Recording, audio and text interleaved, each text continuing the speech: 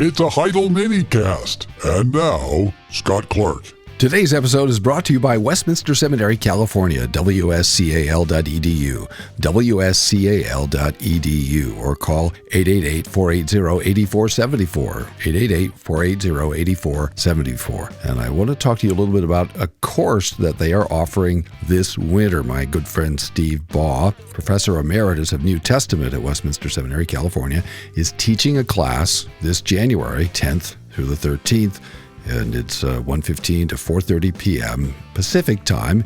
You can take this class in person for a reasonable fee, or you can take it online. That's why I'm mentioning it, because you might not be in Escondido during those days, January 10th through the 13th, 2023. And the course is The Millennium in Revelation. The Millennium in Revelation. Now, I know you want to take this class. It's designed to help students advance their exegetical knowledge and facility by studying the issue of the millennium in Revelation. The class is going to focus on syntactical, lexical, literary, and theological analysis of Revelation and other New Testament passages in light of this topic. So you can take this in person, or you can take it online. Now, if you take it online, you can't take it for credit. You can audit it. But the thing is, you will be able to audit this course online. So Dr. S.M. Baugh, Steve Baugh, Professor Emeritus of New Testament at Westminster Seminary, California. And that's January 10th through the 13th, and it's 1:15 p.m. to 4:30 p.m. Pacific time.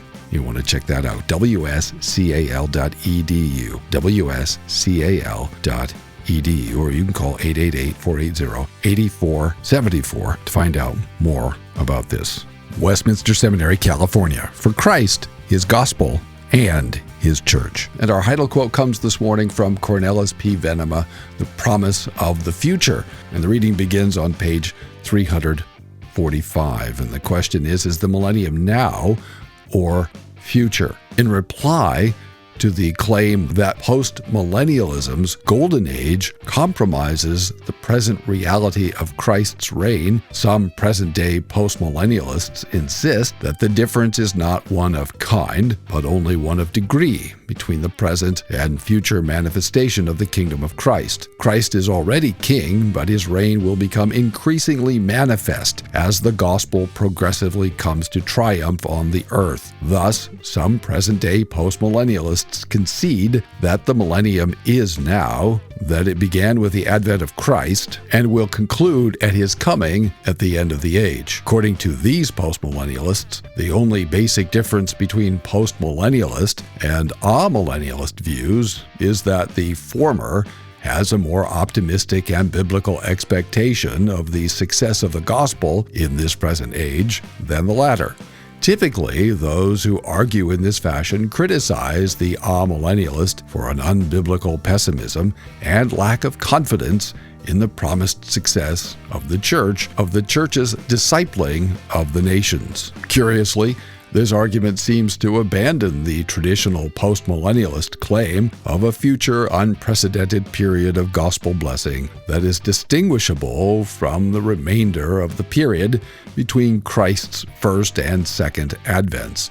It abandons the chiasm of classic postmillennialist expectation, the view that the millennium of Revelation 20 is a distinct period in history that begins sometime after the first advent of Christ. This represents a major concession to amillennialism. Indeed, it leads to a position that is formally amillennialist, at least in its denial of a distinct millennial period in history. Like amillennialism, this modified postmillennialism identifies the millennium of Revelation 20 with the whole period between Christ's first and second advent. Furthermore, with its abandonment of the older postmillennialist idea of a future golden age, this modified view actually undermines the very idea of the millennium as a golden age.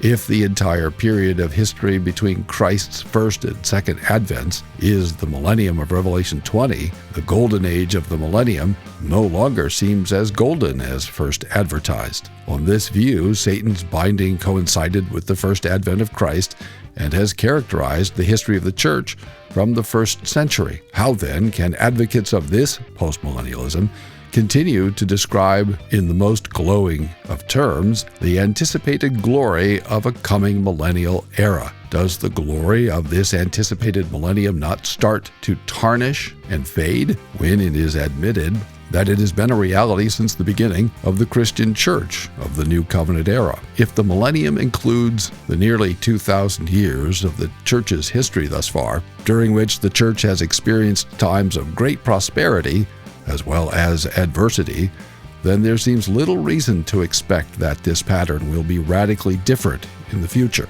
Once the idea of a future distinguishable millennium is abandoned, no place remains for an expectation of a coming period of unprecedented blessing. Thanks for listening. Tune in tomorrow for more from the Heidelcast, brought to you by HeidelbergReformationAssociation.org. Don't forget, when the coin in the coffer clinks, the cost of bandwidth shrinks. Copyright Heidelberg Reformation Association. All rights reserved. This is a Heidel Media production.